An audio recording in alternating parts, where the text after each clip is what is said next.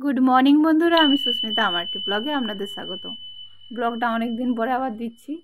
এই যে প্রথমে মাম্মার জন্য ছাতু করে নিয়েছিলাম, ছাতু করে নিয়ে মাম্মাকে ডাকলাম, ছাতু দিয়ে দিলাম, দিয়ে এইদিকে ব্রেকফাস্টে দুধ আর পাউরুটি করে দিলাম।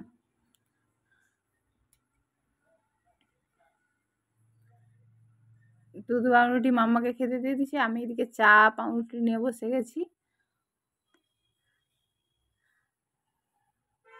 আজকের ব্রেকফাস্টে সবাই পাউরুটি খাচ্ছে, আমিও খাচ্ছি, আমার মেয়েও খাচ্ছে।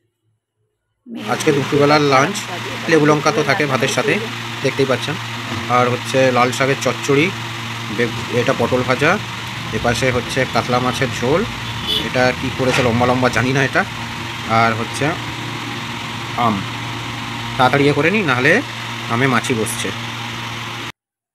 তারপরে বিকেলবেলার দিকে বেরিয়ে দেখলাম যে মামাকে ডেকে তাড়াতাড়ি করে ডাকলাম, বলে চলো সো বাইরে, যেহেতু নিয়ে যাচ্ছে, রথ নিয়ে যাচ্ছে। ও রথ দেখতে খুব ভালোবাসে। এবার রথ টানতে পারেনি বলে মনটা খারাপ, ও নিজেই ক্যামেরাটা করছে। যখন যাচ্ছে ও কি খুশি, এই পাশ দিয়ে ওই পাশ দিয়ে দেখতেছে। তারপরে ছাদে এই যে খেলনাগুলো কিনে দিল ওর বাবা, ও ছাদে এই খেলনাগুলো নিয়ে খেলছিল। ওর মন খারাপ হয়ে গেলো, যেহেতু রথ কিনে দেওয়া হয়নি। এবারে রথটা, আগের রথটা ভেঙে গেছে, আর পরীক্ষাও ছিল, এই জন্য ইচ্ছা করেই কিনা হয়নি। আর ট্রেনে নিয়ে যাওয়ার সময় কেউ তো থাকতে হবে, একা একা ভালো লাগবে?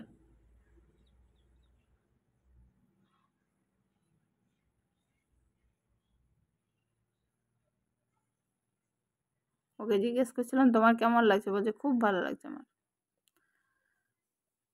এই যে আমি ছাদে দাঁড়িয়েছিলাম কিছুক্ষণ, ওখানটায় বসেছিলাম বাচ্চার সাথে। তারপরে সন্ধ্যের দিকে দেখলাম যেটা রথ, বড় রকম রথ নিয়ে কতজন মিলে যাচ্ছে।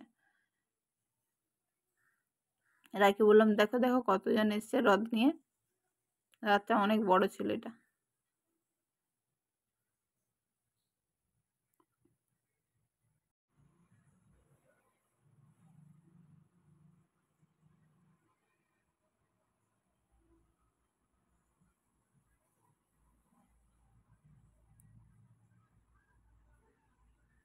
তারপরে মাম্মা স্কুলে গেছিলো, সেখান থেকে আসার পরে মামাকে জিজ্ঞেস করলাম কি টিফিন খেয়ে খাওনি, এত কিছু টিফিন রয়ে গেছে।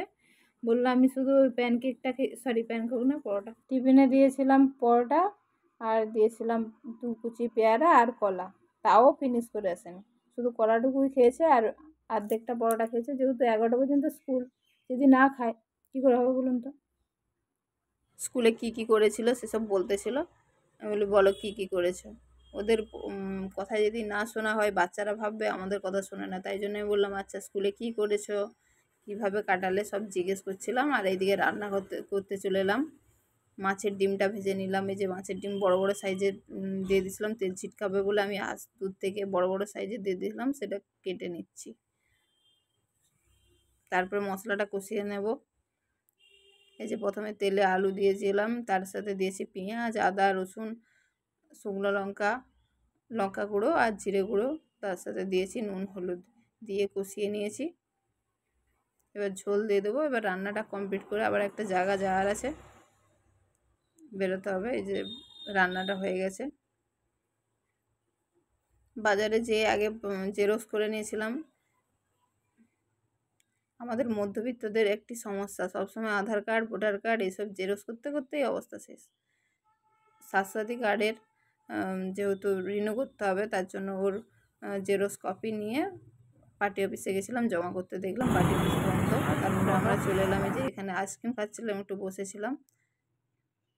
মাম্মাকে দিয়েছিলাম একটা আইসক্রিম, আর আমি একটা আইসক্রিম নিয়েছি।